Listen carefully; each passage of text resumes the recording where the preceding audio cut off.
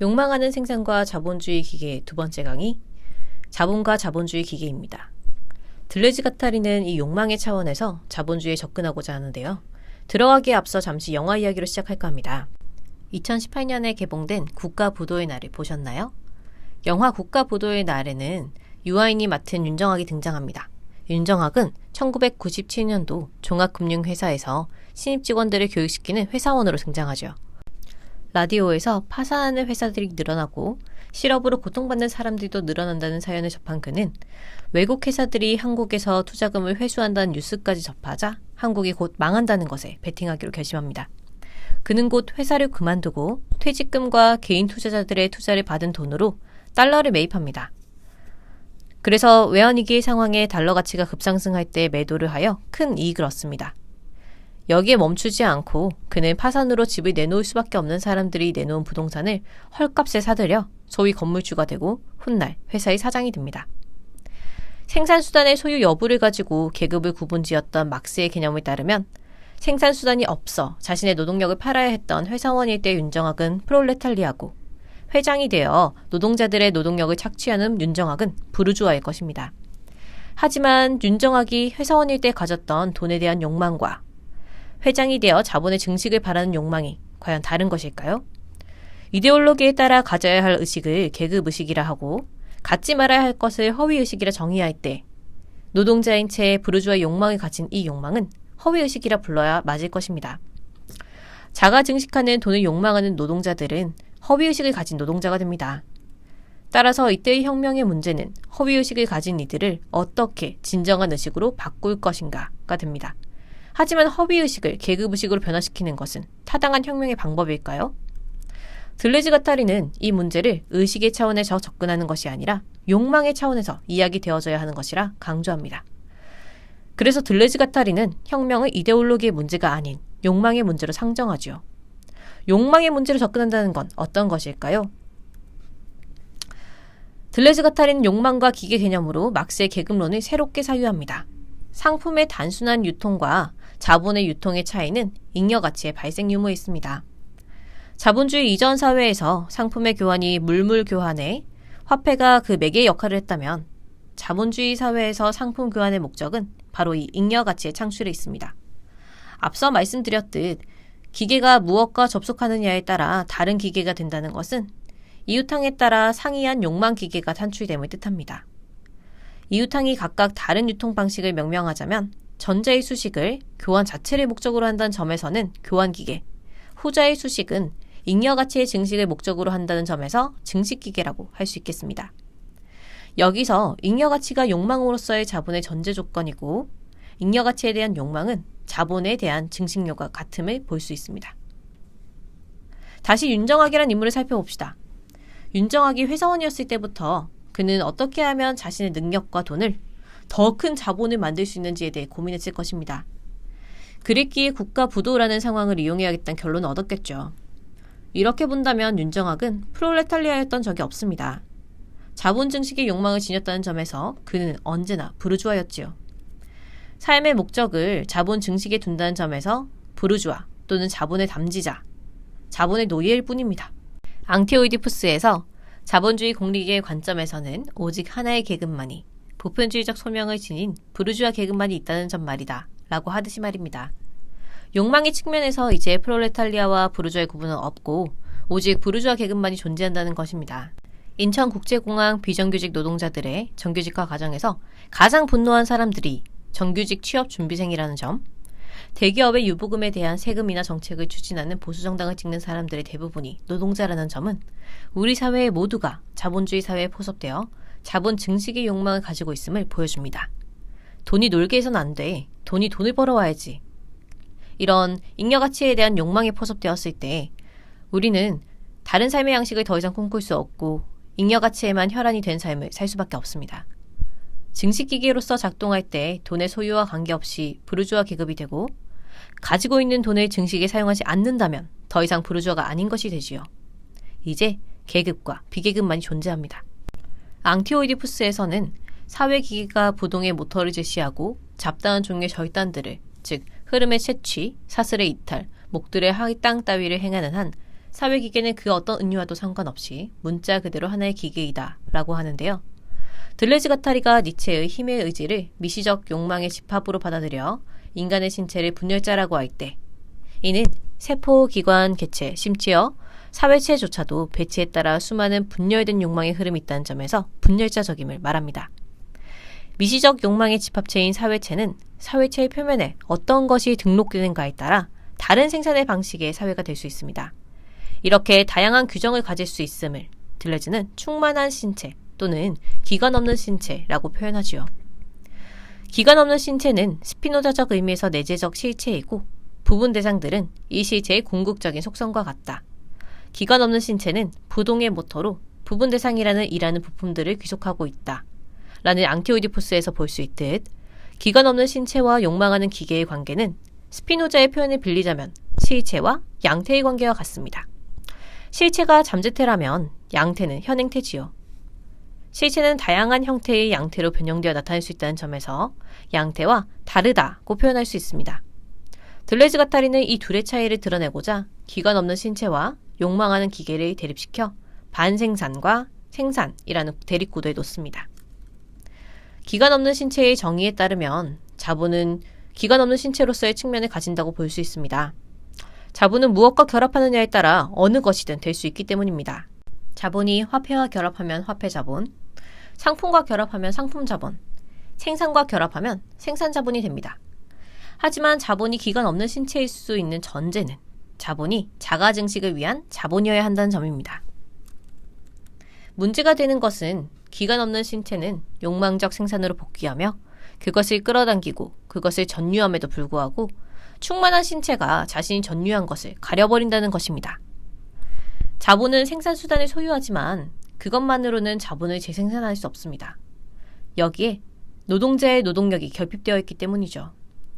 하지만 노동자의 노동력은 가변자본이라는 자본의 형태로 자본의 과정에 들어감으로써만 생산력을 가질 수가 있습니다. 노동자의 노동력을 생산수단인 기계와 접합함으로써 발생하게 되는 이 잉여 가치는 노동자의 사회적 생산력이 자본의 생산력으로 보이게 합니다. 자본이 돈의 잉여 가치를 생산하는 형식을 부여한 것이죠. 초기 자본가들은 노동 과정에서의 착취와 이로 인한 노동과 자본의 대결 관계를 인식하고 있었습니다. 하지만 자본이 생산 전체로 복귀하는 등록 표면의 역할을 하게 되자 모든 생산력은 자본 내에서 발생한 것이 되어버렸습니다. 이제 자본 3권에서 막스가 말했듯 자본은 아주 신비한 존재가 됩니다. 왜냐하면 모든 생산력은 자본의 품 안에서 생기고 또 자본에 속하는 것처럼 보이기 때문이죠. 충만한 신체로서의 자본은 욕망하는 생산의 분열적 흐름을 가속화시킵니다. 안타깝게도 자본주의 기계는 사회장 전체를 포괄하는 코드를 제공할 능력이 없습니다.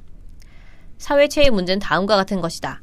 욕망의 흐름들을 코드화하고 기입하고 등록하여 막히거나 수로화되거나 규제되지 않은 그 어떤 흐름도 흐르지 못하게 하기에 실패한 자본주의는 이제 난관에 빠졌습니다.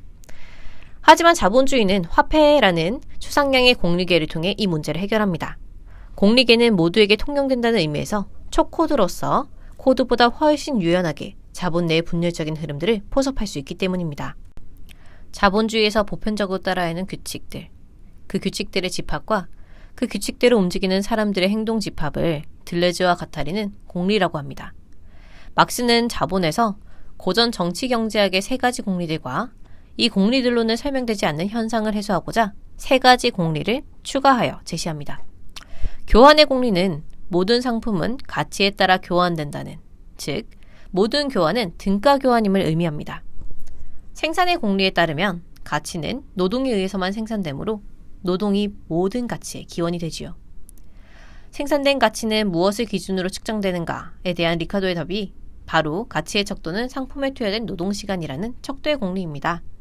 하지만 실제 경제에서는 계속해서 투하된 노동시간에 따른 가치와 실제로 거래되는 가격의 괴리 현상이 발생합니다. 이는 위의 세 가지 공리에 의해서는 설명되지 못합니다. 막스는 이 문제가 총생산과 총가격이라는 거시적인 관점에서는 해결될 수 있다는 것으로 제시합니다. 모든 가격은 가치에서 끊임없이 괴리되지만 결국에는 총가치로 수렴된다는 수렴의 공리를 도입합니다. 즉, 모든 상품의 연간 총 생산 가격과 상품의 연간 총 가치에 일치한다는 것이 가격의 공리죠. 여기에 자본의 동력으로서 자본의 증식 욕망을 막스는 자본의 총이유는 총잉여 가치와 일치한다 라는 잉여 가치의 법칙으로 자본주의 공리계를 완성합니다. 자본주의 공리계 안에서는 가치와 가격의 괴리 현상과 같은 모순이 끊임없이 발생합니다. 이러한 이율 배반은 경제 내부에서는 해결될 수가 없어서 외부에 대한 사유를 필요로 하죠. 그래서 자본주의는 끊임없이 새로운 공리를 추가하거나 빼는 방식으로 이 문제를 해결합니다. 앙티오이디푸스에서는 자본주의 공리계가 포화 상태에 이르는 법이 없고 예전 공리들에 언제나 새로운 공리를 추가할 수 있다는 점이 바로 자본주의의 능력이라고 하죠. 예를 들어 자본주의 사회로의 이행기에 유럽에서 성행한 인클로저 운동은 토지의 사유화와 노동계급의 빈민화를 발생시켰습니다. 시장의 논리에 따르지 않는 노동자들, 즉 노동을 하지 않는 불황자를 통제하기 위해 16세기에 60여 개 이상의 유럽 도시에서는 정부가 공공부조체계를 도입함으로써, 즉 자선의 공리를 추가함으로써 자본주의를 유지시킨 것이요. 사회민주주의는 자본주의 공리계에 실업의 공리를 더함으로써 탄생했습니다. 원래 자본주의는 생산의 공리에 따라 노동을 가치의 근원으로 본다고 했지요. 따라서 가치를 생산하지 않는 노동자는 무가치한 존재로 취급했습니다. 하지만 이 실업의 공리라는 새로운 공리는 복지의 공리로 작용해서 자본주의의 한계를 확장시킨 것이지요. 자본주의 공리계는 공리를 더하는 방식으로만 작동하지 않습니다. 1980년대 이후 신자유주의는 국가가 개입하는 공리의 축소를 요구합니다. 박정희는 수출지향적 공업체제를 위해 임금을 낮추려다 보니 임금에 포함되는 고가를 낮춰버려야 할 필요가 있었고 교환의 공리를 가격 경쟁력을 위해 빼버렸습니다. 이렇듯 자본주의 공리계에는 사회민주주의 공리계, 독재적인 공리계 등 다양한 형태가 존재합니다. 들레즈와 가타리는 앙티오이디푸스에서 다음과 같이 말합니다. 여러분은 임금 노동자들, 노동자 계급, 노동조합을 위한 공리를 원하지요.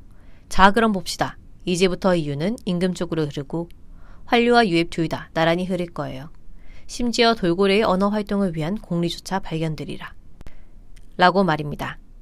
자본주의는 그럼 어떤 조건 속에서 출현할까요? 앙티오이디푸스에서는 자본주의는 두 종류의 흐름, 즉 돈자본이라는 형식을 지닌 생산의 탈코드화된 흐름과 자유노동자라는 형식을 지닌 노동의 탈코드화된 흐름이 만나서 탄생한다고 합니다. 자본주의는 신분으로부터 탈코드화되고 토지로부터 탈영토화된 노동자와 탈코드화되고 탈영토화된 부가 결합될 때 출현하는 것이죠.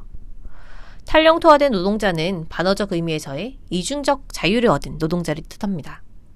이중적 자유란 신분적인 제약으로부터 자유롭고 생산수단인 토지로부터 자유로운 것을 의미합니다. 신분적인 제약이 없다는 것은 자본가에게 노동자가 자신의 노동력을 판매할 수 있는 처분권을 가진다는 것을 의미합니다. 중세시대 영주에게 귀속되어 있는 농노는 자신의 노동력을 자유롭게 판매할 수 없었죠. 하지만 근대에 자신의 신체를 자유롭게 처분할 수 있게 되자 자본가는 노동자의 노동력을 구매할 수 있게 됩니다. 생산수단인 토지로부터 자유로워졌다는 것은 더 이상 생산수단을 갖지 못해서 먹고 살 수단이 없어졌다는 것을 의미합니다. 그런 노동자는 자신의 노동력을 팔아 생존해야 하는 그런 상황에 처하게 됩니다. 유럽에서 토지 사유화는 15세기 후반에 시작되었는데요. 거주자 추방, 지대 인상, 빚을 지게 하여 토지를 팔게 하는 국세 인상 등 다양한 형태를 취했습니다. 이는 16세기 인클로저로 이어져 공동경작지를 파괴함으로써 농민들의 생존 기반을 박탈당하게 한 것이지요. 탈코드화되고 탈영토화된 부란 추상성을 획득한 화폐의 탄생을 의미합니다. 부는 탈코드화되고 탈영토화돼서 돈이 되어야만 자본의 흐름이 될 수 있습니다. 어떻게 부가 탈코드화할 수 있을까요? 국가의 세금이 서로 다른 질을 갖는 교환 대상들을 동질화하여 모든 대상들을 비교 가능하게 했습니다. 통념적으로는 화폐는 물물교환의 발달로 만들어졌다고 생각되지만 화폐는 국가에 의해 보증받지 않으면 사용될 수 없습니다. 이는 자연 발생적인 화폐란 불가능함을 보여주죠. 국가가 경제에 대한 통제권을 장악하고자 화폐를 발행했고 세금을 화폐를 통해 받으면서 화폐는 서로 다른 질을 갖는 교환 대상들에게 등가성을 부여할 수 있게 된 것입니다. 화폐가 추상성을 획득한 체계에서 화폐화되지 못한 것은 가치를 가질 수 없습니다. 마치 모든 욕망이 오이디푸스적 욕망으로 환원되어야 했듯 이제 모든 대상은 화폐로 환원되어야만 합니다. 노동력 시장과 함께 필요로 하는 것이 상품의 교환의 장으로서의 시장입니다. 통념적으로는 자연적으로 발생한 작은 시장이 자본주의적인 시장으로 확대되었다고 생각되죠. 하지만 국가 수준의 시장은 전면적인 교환의 장으로서 국가의 강제에 의해 형성되었습니다.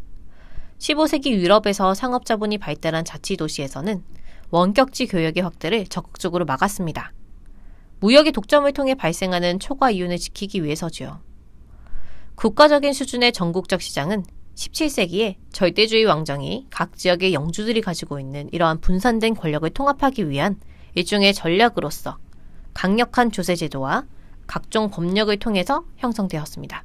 자본주의에서 가정하고 있는 시장은 수요 공급에 따른 가격 메커니즘을 상정하지만 이 시장은 국가의 개입 없이는 만들어질 수도 유지될 수도 없는 것입니다. 국가는 노동자가 자립적으로 노동할 수 있는 조건들을 제거함으로써 자본가의 착취와 수탈이란 조건을 감수하게 만든 장치로 기능해왔습니다. 농민으로부터 토지를 박탈하여 자유로운 노동자를 만들어내는 이런 시초 축적의 과정에 주된 경제적인 힘. 신분이라는 코드로부터 탈코드화되고 생산수단인 토지에서 탈영토화된 노동의 흐름이 자본의 흐름과 접속시켜 자본주의를 탄생시키는 역할을 한 것이 바로 국가입니다.